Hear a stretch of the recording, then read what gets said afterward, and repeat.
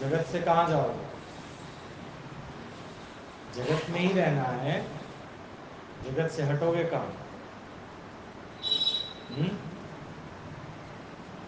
जगत में तो रहोगे। अभी कहाँ बैठे हो? जगत में तो बैठे हो।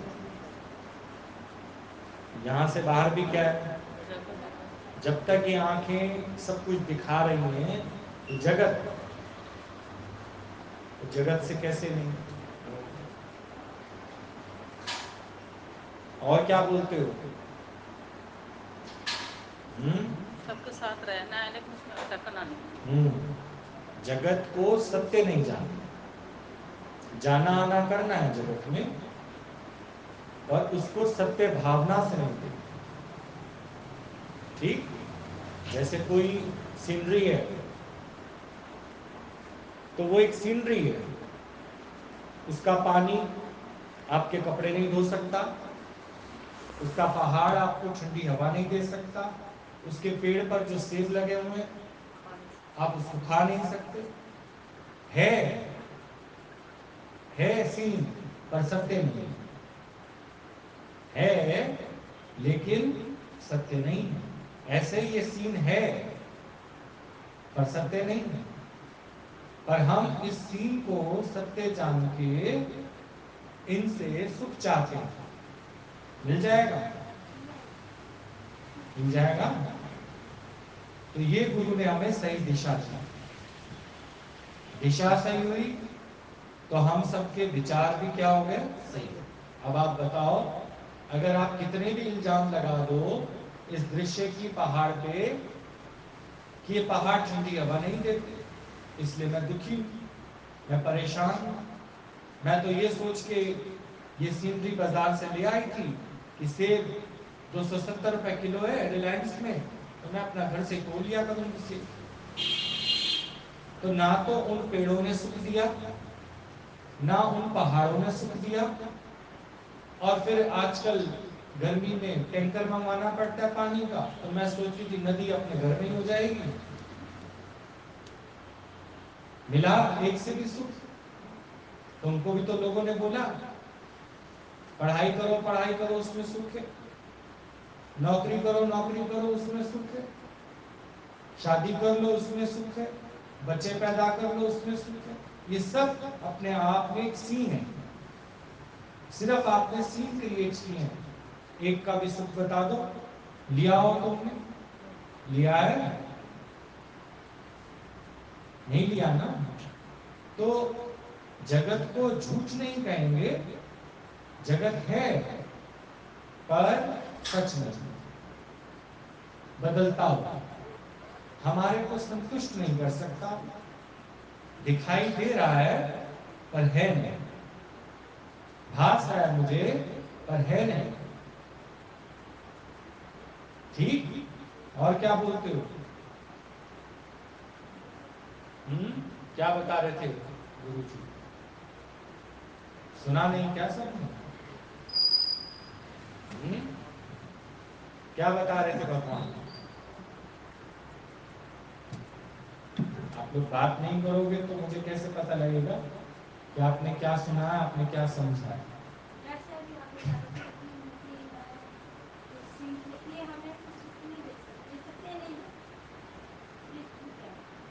तो कौन सा सीन सत्य है मुझे एक बता दो, जिसको तुम सोचती हो कोई एक सीन बता दो जो सच है। तो वो कहाँ है? उसको ले आओ, परमात्मा उसको तो ले आओ। तो हर जगह में तो वो जगत है, फिर तुम एक और से कह रहे हो जगत सत्य नहीं है।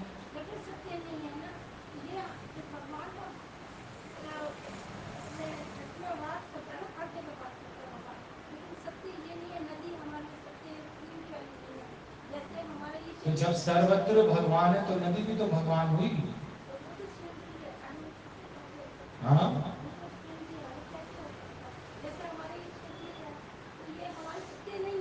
हाँ।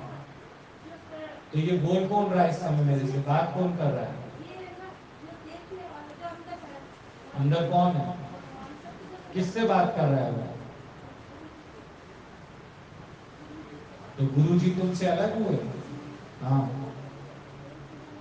एक ही हुए ना। और इस तरह से बात करो। ऐसे अगर आप बैठे रह जाओगे चुप चुप, तो कुछ भी आपको समझ नहीं आएगा। आप अपनी मर्जी से जो समझ के चले जाओ चले जाओ। ये बात की है ना इसने, इसको क्लियर हो गया। इन्होंने बात की, इसको क्लियर हो गया। आप बात नहीं करोगे तो जो यहाँ बता दिया गया, आपने सिर हिला दिया, बस नाला उठे तो उठे। कितने भी साल ब्रह्म ज्ञान में तुम बैठ जाओ, पर अगर तुमने आपस में विचारों का आदान प्रदान नहीं किया, तो फिर आपको सत्य का संग मिला ही नहीं। अर्जुन ने अपने पूरे सवाल कर दिए, तो उसको आत्मा में निश्चय हो गया। और आपने सवाल तो किए नहीं, आपको लगता बस सत्संग जाना चाहिए, ठीक, इसलिए हम सत्संग आ जाते हैं। तो भैया कहीं मिलेंगे बाहर रोड पे तो कहीं पूछना ले आजकल सत्संग क्यों नहीं आते। तो या तो हम इस भावना से आ रहे हैं, ठीक। अगर आप वाकई में जिज्ञासा रखते हो तो सवाल तो आपके अंदर उत्पन्न होता होगा। ये तो है नहीं कि आपके अंदर सवाल उत्पन्न, फिर क्यों नहीं करते सवाल। सवाल करो ना भाई। मुझे क्या पता लगेगा आपको क्या समझ आ रहा है क्या नहीं समझ आ रहा, मुझे तो नहीं पता चलेगा ना। आप बात करो ना कि आपके साथ कैसे हालात आते हैं, कैसी परिस्थिति आती है, उसमें हमको कैसे टिकना है, कैसे रहना है। ये मत सोचो कि गुरु झाड़ लगा देगा, डांट लगा देगा। डांट खा लो, वो ठीक है। अभी देखो ना, एकदम से कन्वर्सेशन हुआ, तो जहां हमें उसकी बात ठीक लगी, हमें लगा आप सही कह रहे हैं।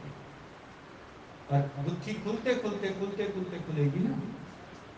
जब तक तुम बात नहीं करोगे तो कैसे बात करोगे बताओ। मुझे तो लगता है कि आप लोग सिर्फ सुन रहे हो।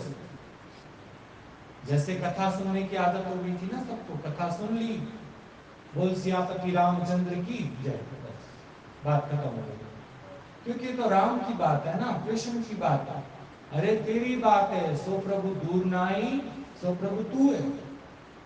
अच्छा, इसका मतलब जब तुम्हारे पास कोई सवाल नहीं है तो तुम तो सारे पूर्ण आनंद में हो गए, परम आनंद की प्राप्ति होगी सबको, पूरे के पूरे परफेक्ट हो गए तुम। इसके बाद क्या पूरे दिन में तुम्हें कोई ख्याल नहीं आता, कोई मन नहीं चलता तुम्हारे अंदर, कोई डर नहीं आता, कोई बात तुमको सताती नहीं। वो करो ना, करो बात कि ये बात हमको सताती है, इस बात के लिए हमारा मन बहुत चलता है, वो करो बात। ये थोड़ी है कि आप आत्मा का ज्ञान सुन रहे हो, मैंने अभी बता दिया और आपको अभी निश्चय में आ गया। कितने साल लग जाते हैं सुनते सुनते सुनते सुनते, पर फिर भी हमारे सवाल खत्म नहीं होते। पढ़ाई कभी खत्म होती है आप बताओ? कभी नहीं खत्म होती। जीवन खत्म हो जाती है पर पढ़ाई नहीं खत्म होती। ऐसे ही अभ्यास आपका, ये बार बार आपको कोई ना कोई अंदर में सवाल जवाब करेगा, तो दुखी होगी। मैं कहता हूं जब तुम्हारे पास टॉर्च है, प्रकाश है, तो इतना सारी अंधेरे में बैठने की क्या जरूरत है। क्या गुरु तुम्हारा सामर्थ्य नहीं है, तुम्हें जवाब नहीं दे सकता, तुमको सेटिस्फाइड नहीं कर सकता, तुम्हें वो समझाने से पीछे हट रहा है, ये कोई दुनियावी गुरु थोड़ी है जो तुम्हें मंत्र देकर बोला जाओ घर बैठ के जपो। नहीं, पर यहाँ गुरु खोल खोल के समझाता है, पूरी समझ देता है, तुम्हें देने से मना थोड़ी कर रहा है। जब तक तुम समझ नहीं लोगे, तुम यहाँ पर जब तक बैठे हो तब तक तो तुम्हारा चित्त शांत है, और यहाँ से उठने के बाद क्या होता है, उनको परेशान नहीं करता, दुखी नहीं करता। यहाँ तुमने देख लिया अभी सीनरी है, और यहाँ से उठने के बाद क्या बाहर सबको तुम एक सीन करके थोड़ी देखते हो, वहां तो सत्य जान जाते हो, सत्य भावना से देखते हो उसको। तो फिर वो जो फुरना तुम्हारे अंदर उठता है, वो जो लहर तुम्हारे अंदर उठती है, वो कितनी देर तक तुम्हारे अंदर विचार चलता रहता है, फिर अंदर में द्वंद्व चलता रहता है। हाँ ना, ये होगा नहीं होगा, सही है गलत है, ऐसा होना चाहिए था ऐसा नहीं होना चाहिए था, कितनी तरह से द्वंद्व चलता है। क्या तुम पूर्ण शांत तो नहीं हो ना? आप देखो कितने आपका समय बीत चुका है। कहीं आप सोचो कितना समय बिताए हो, कभी शास्त्र पढ़ने में, कभी मूर्तियां पूजने में, कभी एकादशियां, कभी क्या तो कभी क्या, कभी क्या तो नहीं प्राप्त हुआ तुमको तो आत्मज्ञान। आत्मज्ञान प्राप्त होने के बाद फिर कोई चाहना, कोई इच्छा, कोई द्वेष, कोई राग रह ही नहीं जाता। क्या आपको अब किसी के लिए कोई गलत विचार नहीं आता? क्या आपको कोई डर नहीं सताता? तो करो ना बात, क्यों नहीं करते?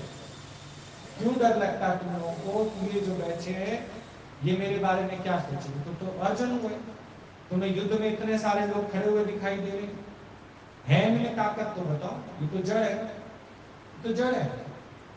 अगर इनमें ताकत होती तो बढ़ चढ़ के भाग लेते ज्ञान में। इनके पास कुछ है ही नहीं।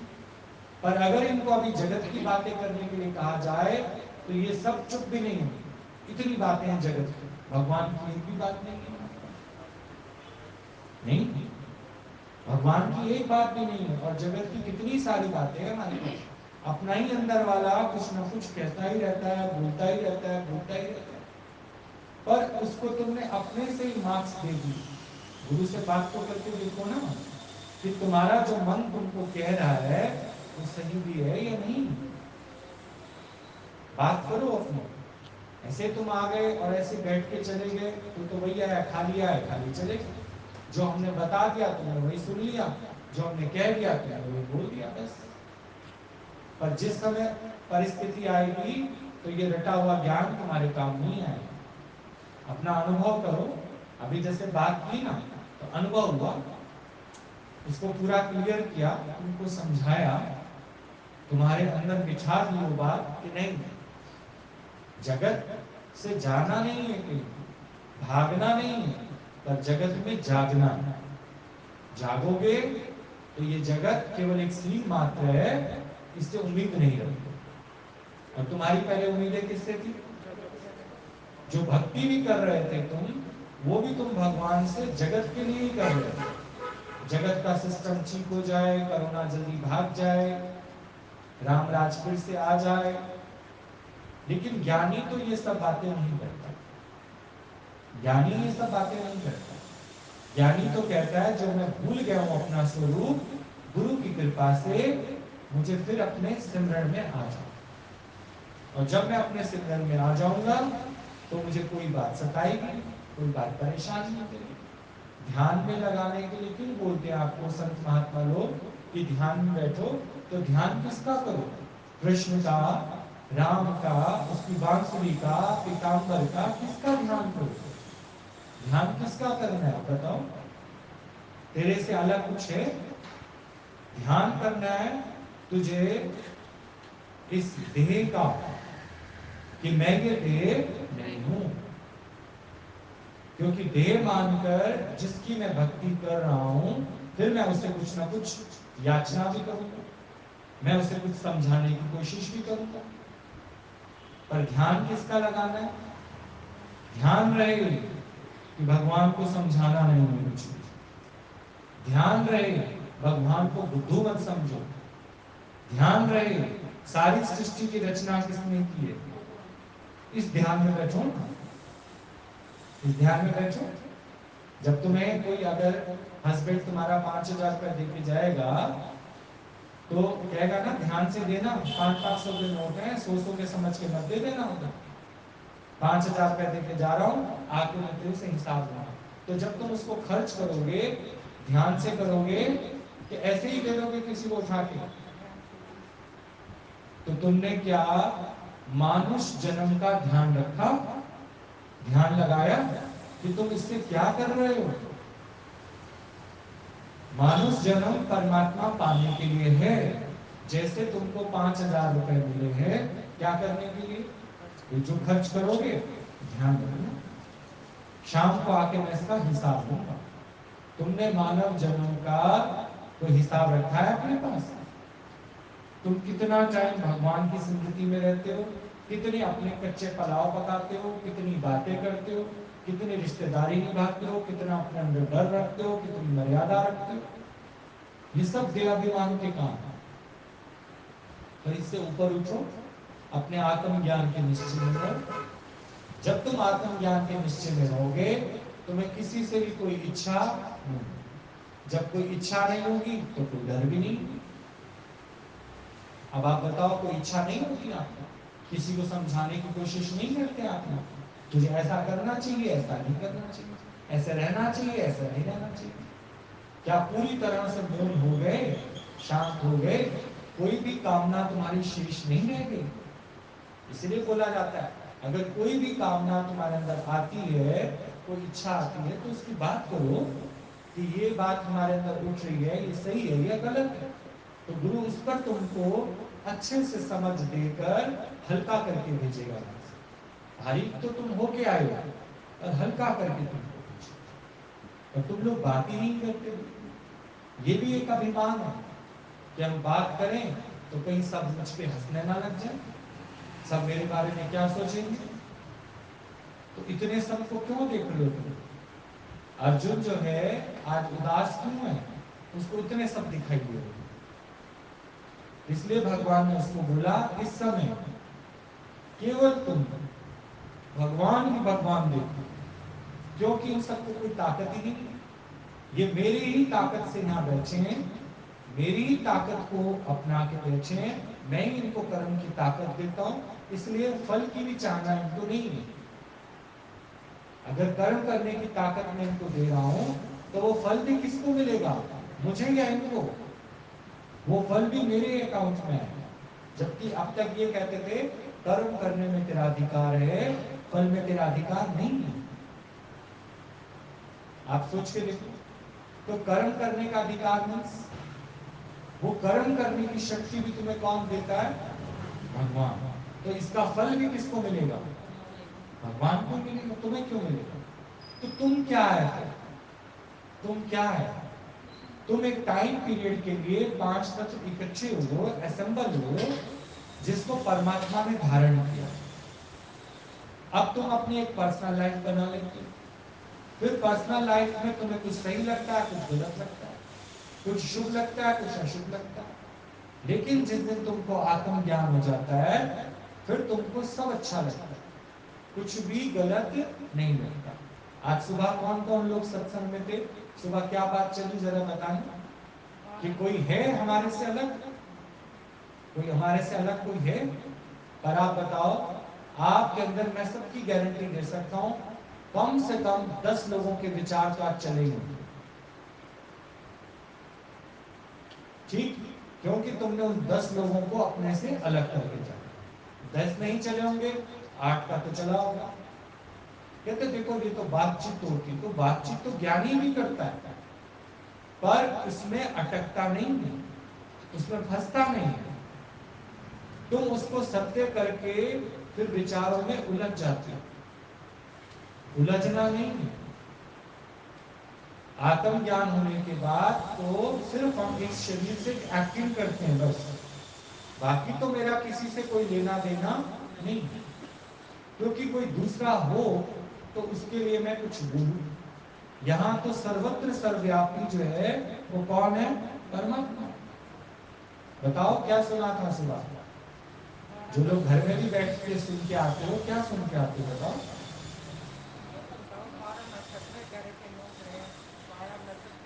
12 राशियां और 9 जो है वो ग्रह हैं। 12 राशियां तो 9 ग्रह हैं, पर आत्मज्ञानी का इनसे कोई लेना देना नहीं। भले ही शरीर की चाल इनसे निर्धारित हो।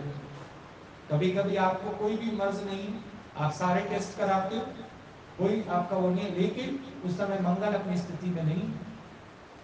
शरीर को जो एनर्जी मिल रही है, आज सुस्त हुआ पड़ा है शरीर, आज कुछ काम करने का मन नहीं कर रहा, गुस्सा ही गुस्सा आया जा रहा है। पर आत्मज्ञानी इस मन और बुद्धि को जानने वाला होता है। वो कहता है कि जब कोई कारण ही नहीं है, बेवजह ही मुझे गुस्सा आ जा रहा है, तो उस समय वो संयम में आकर मंगल को अपने ऊपर से गुजरने देता है। गुजर धैर्य से काम लेता है। ऐसा ना हो कि मंगल अपना काम कर जाए और तुम हाथ मलते रह जाओ। आत्मज्ञानी हमेशा संयम में रहता है, तो ध्यान रखना। ना तो वो 12 राशियों पे निर्धारित रहता है और ना ही वो 9 ग्रहों पर। कभी तो आप देखो जब आपके शादी विवाह होते तो 9 ग्रहों की पूजा कराई जाती है, क्योंकि शरीर का विवाह हो रहा है। आत्मा का कभी किसी से कोई विवाह हुआ? 9 ग्रहों की पूजा बताई जाती है ना आप लोगों को। किसी के घर में कोई दोष होता है तो भी उससे क्या कराते हैं, क्योंकि वही इसके इर्द गिर्द घूमते हैं। सुबह सुबह जो पंचांग बनता है उसमें क्या दिखाते हैं, आज पृथ्वी ग्रह का दिन है, आज शुक्र ग्रह का दिन है, आज फलाना ग्रह जो है वो तुम पर हावी है, आज राहु केतु की दशा सही नहीं। पर किसके लिए सही नहीं? जो अपने को शरीर से कनेक्टेड कर रखा। बस इसी। आप देखो सुनते हम ब्रह्म ज्ञान है, पर सुबह उठिए अखबार में पहले क्या खोल के पढ़ते हैं, ओ कुंभ राशि पे तो आज बहुत बड़ा खतरा है, आज तो मैं सत्संग नहीं जाऊंगा। ये आत्मज्ञानी के लक्षण थोड़ी। आत्मज्ञानी इन बातों से अलग है, समझे? उसमें कहीं ये थोड़ी लिखा हुआ है कुंभ राशि में कि अगर आप सत्संग जाओगे तो वो दिक्कत आएगी। घर में भी पंखे में आपका हाथ आ सकता है, चाकू से भी आपका हाथ कट सकता है, लेकिन अगर तुम सत्संग के लिए कदम बढ़ाओगे, भगवान के प्रति प्रेम बढ़ाओगे, तो सूली का भी क्या बन जाएगा, काका। सुबह रावण और राम का भी तो बताया कि राशि एक थी। राशि एक थी, पर आप देखो राम और रावण, राम को अपना आत्मज्ञान का निश्चय और रावण को आत्मज्ञान नहीं है। जबकि सबसे ज्यादा समझदार अपने आप को कौन समझता है? रावण। रावण अपने को सबसे ज्यादा अकलमंद समझता है, पर अगर तुम सबने उसकी हिस्ट्री सुनी है तो तुम कहते हो उससे बड़ा कोई बेवकूफ नहीं था कि सब समझा रहे हैं उसको, सब समझा रहे हैं, पर उसको वो जो अंदर में लहर आ गई है कि नहीं मेरे को हर कीमत पर सीता को प्राप्त करना ही करना है, करना ही करना, जिद पे आ गया। अब जिद पे आ गया तब क्या होगा, धर्म टूटेगा, नीति मर्यादा तीनों चीजों का उल्लंघन करेगा, तब जाके सीता फिर भी ना मिली उसको। मिली? तुम कितना सोचते हो, विचार करते हो, पर तेरा सोचा कुछ ना होता। आप सोच के देखो, राम और रावण की राशि सेम है, सेम ऊपर से शनि ग्रह जा रहा है, पर शनि ने बुद्धि किसकी खराब कर रखी है इस समय? जिसके पास आत्मज्ञान है। जिसके पास आत्मज्ञान है उसको कितना भी प्रलोभन दे दो, उसको कितना भी लोभ दे दो, वो कहेगा मैं तुम्हारी बातों में आने वाला नहीं हूं, क्योंकि मुझे गुरु ने समझाया ये कश्मीर की सीनरी है, कश्मीर नहीं है। समझे? ये सेब के पेड़ हैं, इनसे सेब तोड़कर मैं विटामिन ए नहीं ले सकता। ये सिर्फ रिश्ते नाते हैं, ये मुझे सुख नहीं दे सकते, ये सिर्फ मुझे अपने मोह में फंसा सकते हैं, ये मेरे से गलत काम करवा सकते हैं। पर क्या राम अपने आत्म निश्चय से नीचे गिरे? गिरे? आप बताओ। केवल उन्होंने रोल प्ले किया बस।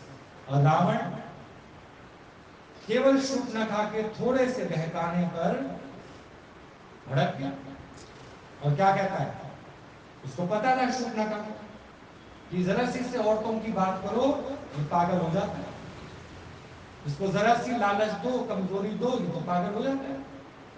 पर आत्मज्ञानी ऐसा नहीं होता। आत्मज्ञानी कहता है मेरे से अलग कुछ है ही नहीं, तो क्या सीता, क्या मंदोदरी, क्या फलाना और क्या फलानी, मेरा अगर एक से मन नहीं रजा तो दो से भी नहीं रजेगा, तीन से भी नहीं रजेगा और चार से भी नहीं रजेगा। तुम एक समोसा खा लो, ऊपर से कोई तुम्हें बोले इडली भी है, खाएंगे क्या? आत्मज्ञानी क्या बोले? नहीं, संतुष्टि है, नहीं थोड़ा सा तो ले लीजिए, चलो थोड़ा सा टेस्ट करा, लेकिन हमें अपने अंदर से कोई इच्छा इडली के लिए नहीं। तुमको तो सारी इच्छा है घूमने की, बोलने की, चालने की, मिलने की, मिलाने की, ये आत्मज्ञान के लक्षण नहीं। ज्ञानी सहज अवस्था में 100 बार कोई बुलावा देगा तब जाएगा 101वीं बार का। ऐसे नहीं कि एक बार में तुम्हें किसी ने आमंत्रित कर दिया और तुम चलते बने उसमें। इतना संयम रहता है आत्मज्ञानी, समझ के देखो। और इतनी जल्दी डिसीजन नहीं बोलता। तुम तो फिर भी पूछते रहोगे क्या होगा क्या होगा, पास होंगे कि फेल होंगे, ये होगा तो बोला जो होगा अच्छा होगा, पास हो या कोई फेल, क्योंकि दोनों जो है वो मेरे परमात्मा का दिया हुआ प्रसाद है। जन्म हो या मृत्यु, दोनों मेरे परमात्मा का प्रसाद है। तो परमात्मा के भाव से वो नीचे उतरते ही नहीं है। इतना ज्यादा उनको किसके प्रति निश्चय रहता है? आत्मज्ञान के प्रति निश्चय रहता है, जो रावण को नहीं था। रावण जरा सी बात में फिसल गया। सोच के देखिए, कौन सी बात में फिसल गया? सीता।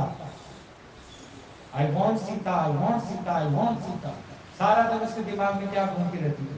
सीता। पर सीता को पा सका? तुम किसी की कोठी देखा, घर आके तुम्हारा दिमाग, हम भी इसी कलर का व्हाइट वॉश कराएंगे, इंटीरियर कराएंगे, फॉल सीलिंग कराएंगे, फलाना कराएंगे, ये कराएंगे, वो कराएंगे, इस तरह के पंखे लगे होना चाहिए। जरा सा किसी का देख के तुम एकदम डामाडोल हो। जरा सी किसी की साड़ी की बॉर्डर अच्छी दो। मैं भी जब बेटे की शादी करूंगी ना, मैं भी ऐसे, तब तक फैशन बदल नहीं जाएगा, तेरा बेटा देखना सा।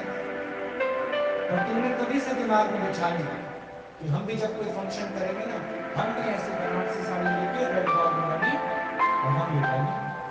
आप देखो कितना ज्यादा आप लोग अपने निश्चय से जल्दी गिर जाते। अरे इस रूप में अब मैंने तो पहनी है, मेरे से अलग कोई है ये बता दो। इस रूप में मैं ही तो हूं, मुझे उसमें गिरने की जरूरत नहीं है। उसे तो शूर्पणखा को ये कहना चाहिए था, अरे तुम मुझे लड़कियों की लालच क्यों दे रही हो? ये तुम मेरी बहन हो, ये बताओ। कोई बहन अपने भाई से ये कह देगी कि एक के होते हुए तू दूसरी को ले आ? कोई भी नहीं कहेगी, क्योंकि वो खुद भी एक लड़की है, खुद भी किसी की औरत है। क्या वो उसका घर खराब कर देगी? बोलो। इसका मतलब वो माया है, जो किसके सामने आ गई है? रावण के सामने। रावण की कमजोरी को जानती है कि रावण जरा सा किसी को सुंदरता में देखता है, पागल हो जाता है उसके पीछे। तो उसने तो अपने भाई का विनाश करा दिया, पूरा का पूरा घर तबाह हो गया। सोचो, एक लड़की के पीछे। पर मिली उसको? मिली? फिर इसीलिए बोला माया मां छगनी हम जानी। तुम किस चीज के पीछे पड़े हो, ये सोच के देखो। इसलिए गुरु साफ साफ कहता है, मेरे साथ रहना तो पहले ये इच्छा निकालो। हमारे साथ रहना, पहले दिमाग में से ये बात निकालो, नहीं तो तुम पूरा खानदान तुम्हारा बर्बाद हो जाएगा इस चीज के पीछे। पहले इस इच्छा को निकालो। इच्छा ऐसी भली घुमाती है गली गली, पर किसको होगी इच्छा? आप सोच के देखो। ये करा दो, वो कर दो, ये कर दो, वो कर दो, ऐसा कर दो, वैसा कर दो। अरे तुम आए हो मानुष जन्म लेकर केवल परमात्मा की प्राप्ति, बस। और वो तो तुम्हें पहले से प्राप्त है। ये समझ कौन देता है तुम्हें? गुरु। तो कुछ और प्राप्त करने में तुमको लगना ही नहीं है। झोपड़े में रहते हो, झोपड़े में रहो। उसमें महल बनाना होगा, बनाएगा, इतना पैसा देगा तुम्हें, कहीं ना कहीं से तुम्हारा पैसा आएगा, कहीं ना कहीं से तुम्हारे को अरेंजमेंट हो जाएगा। ये रातों रात तुम देखना झोपड़े से कहां शिफ्ट हो जाओगे। मैं और अगर तुमको उसने झोपड़े में रखना है, तुम कितना भी बड़ा महल बना लो, भूकंप आएगा, टूट फूट के सब गिर जाएगा। बाढ़ आई, इतने मकान बने हुए सब बह के चले गए। अब सारे कहाँ रह गए? पुस्ता रोड पे, मयूर विहार के पुस्ता रोड पे टेंट लगा के रह रहे सब। रहो जाके वहां। जब तुम्हारी प्रारब्ध में झोपड़ा है तो झोपड़ा ही मिलेगा। तो खुश होगी तो नहीं रहते झोपड़े में? क्या दिक्कत है? तुम लोग झोपड़े में रहो। अगर दाल चावल खिलाना तो दाल चावल खिलाएगा। तुमने अगर स्पाइसी चीजें खाना शुरू कर दी तो तुम देखना तुम्हारी आंखें सब खराब हो जाएगी। दाल चावल से भी जाओगे, ये ध्यान रखना। दाल चावल भी नसीब नहीं होगा। गुरु नानक देव जी की बात नहीं सुनते, वो अपनी आई पर आ जाए तो तुम्हारे मुंह से निवाला भी खींच ले, तो खींच लेता है। आशबदोला तो नहीं, बोला आशबदोला। तंदूर से रोटी बना रहे थे, गरम गरम उसको रोटी दी, पर जैसे निवाला उसने मुंह में रखा, बोला तू कहीं आशबदोला तो नहीं है? बोला मैं आशबदोला हूं। मुंह से उसके ग्रास निकल, बोला तेरे को देने के लिए तो हमारे यहाँ के राजा ने मना किया।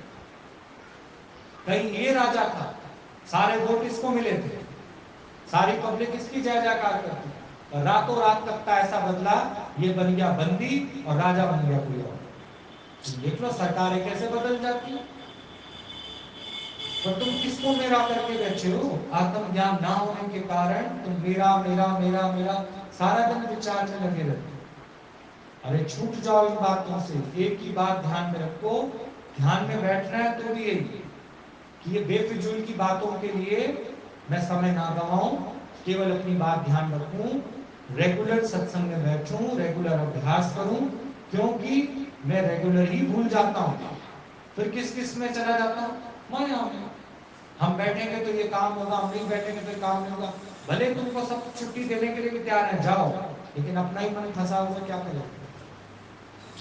तो हमसे सब पूछते ना कि ध्यान समाधि, हम कहते बिल्कुल होनी चाहिए, आरती पूजा भोग सब होना चाहिए, पर कैसे होना चाहिए?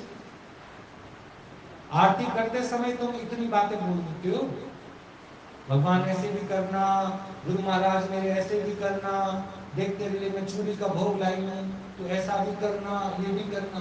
खिला रहे उसको, ये खिला रहे उसको, सारे जगत को खिलाने वाले को तू खिला रही है। सोच के देखो, तुम खिला रहे हो उसको, खिला का रहे हो तुम, तो उसको और गलत गलत बातें उसके दिमाग में डाल रहे हो, उसकी बेइज्जती कर रहे हो।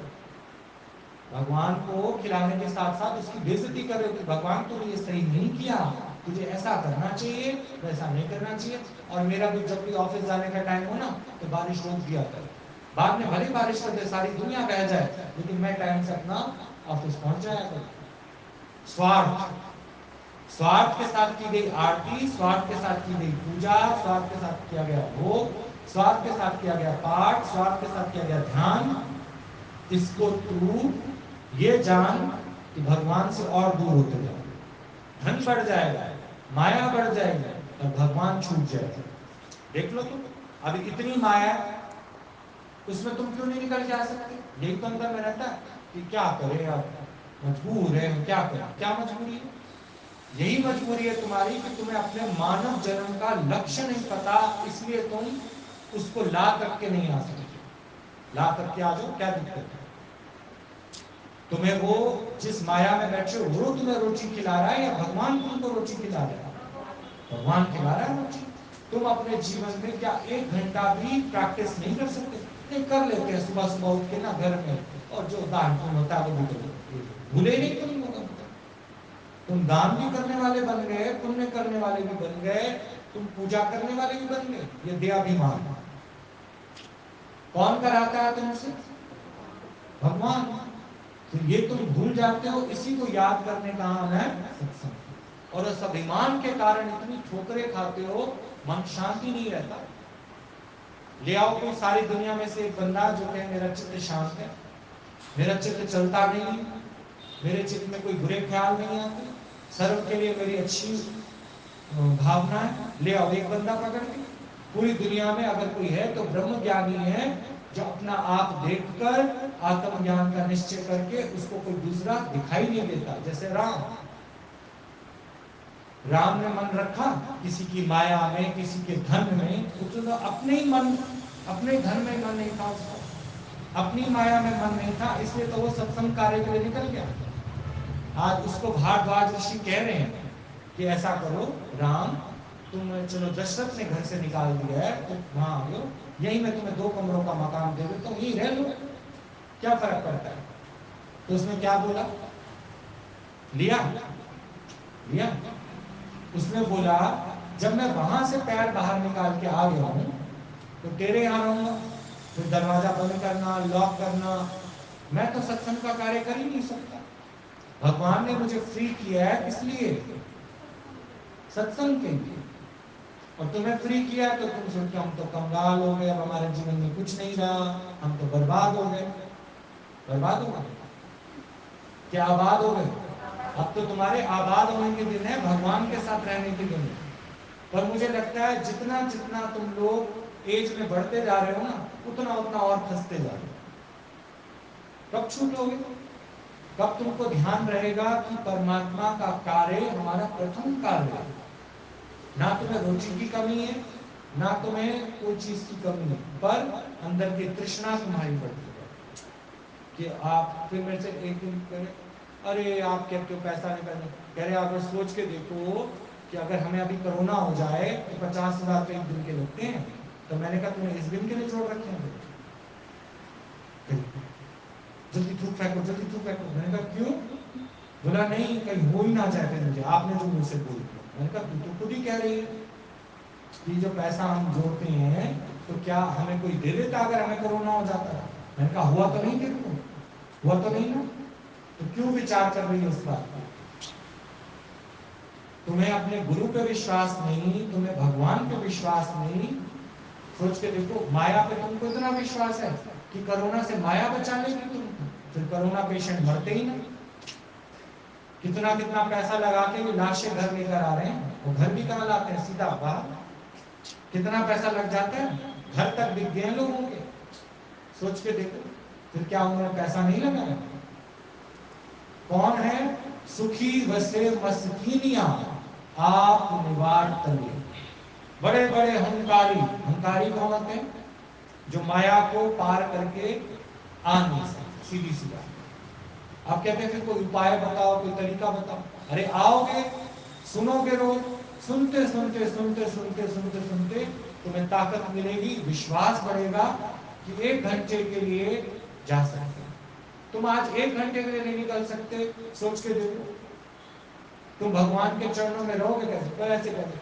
बस भगवान अपने चरणों में वास देना, भगवान तुमको अपने चरणों में, वहां भी गंदगी फैलाओगे, नहीं नहीं हम तुमको अपने चरणों में। बोला क्यों भगवान, हम बहुत अच्छी सेवा करेंगे, अभी तू भैया 1 घंटा तो अपने घर से छूट नहीं सकती, तू वहां कहाँ रही? वहां भी मेरे पैर दबाते दबाते बोलेगी जरा भगवान देखना बहू ने कपड़े धोए कि नहीं धोए, जरा भगवान थोड़ी देर के लिए मुझे नीचे भेज दो, आज पोस्ट ऑफिस से पैसा निकालना है ना, ब्याज का आ गया होगा उसमें, तू तो सारा दिन मुझे दुखी कर देगी। नहीं नहीं हम तुमको अपने चरणों में, अगर मेरे ही चरणों में वास चाहिए तो पहले ये अभ्यास पृथ्वी लोक पे करके आओ। मैंने तुम्हें पृथ्वी लोक पे क्यों भेजा है? कि जो माया के अंदर रहता हुआ भी माया में आसक्त नहीं होता, उसको भगवान के चरणों में वास मिलता है। और बाकियों को तो 84 लाख योनियों में भेजा जाता है कि चलो फिर से सारी क्लासेस पास करके आओ, उसके बाद फिर तुमको मानस चूल्हा मिलेगा। कब? 84 लाख योनियों के बाद। भोगने के लिए तैयार हो? बोलो। एक 84 मिनट भी तुम उल्टे नहीं लटक सकते, 84 लाख बार तुमको उल्टा लटकना पड़ेगा, चाहे बतख के पेट में आओ, चाहे सांप के पेट में आओ, चाहे छिपकली के पेट में आओ। कैसे लटकना पड़ेगा? उल्टा। 84 मिनट ही तुम्हें लटका दिया जाए तो कितनी दुर्गति हो जाए तुम्हारी, तुम्हें जरा सी भी की केयर नहीं है। संत महात्मा लोग इतनी वाणी फरमाते, इतनी वाणी फरमाते कि दिन का 1 घंटा सत्संग। मैं उन बातों से नहीं तुमने मूर्ति पूछ ली, फोटो पूछ ली, आरती कर ली, पाठ कर लिया, नहीं। 1 घड़ी का सत्संग तेरे विवेक को खोल देगा। मैं और सब बातों को नहीं मानता। जब तक तेरे पास 1 घड़ी का सत्संग नहीं है, तेरा चित्त तैयार ही नहीं होगा।